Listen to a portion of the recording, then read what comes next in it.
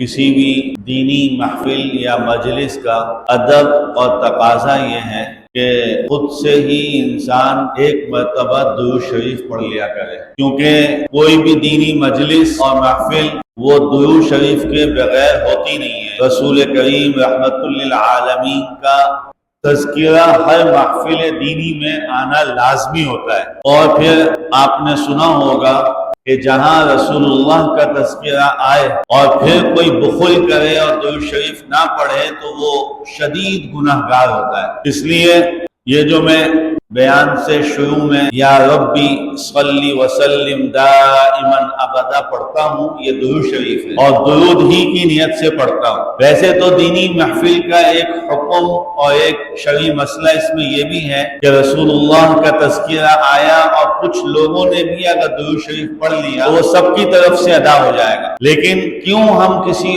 اور ہی کے آسرے پہ رہیں؟ ہمیں اپنا ہی انتظام خود ہی کرنا چاہیے۔ اس لیے کسی بھی قسم کی وجہ، حتیٰ کہ ہمارے ہاں جو روزانہ تعلیم ہوتی ہے عشاء کی نماز کے بعد، اس میں بھی بیٹھے ہیں تو ایک دفعہ درود شریف پڑھ لینا چاہیے، اور مختصر ہی کیوں نہ ہو لیکن درود شریف کا اہتمام کرنا چاہیے۔ درود شریف بہت ہی بابرکت چیز ہے، اللہ تعالیٰ توفیق عطا فرمائے۔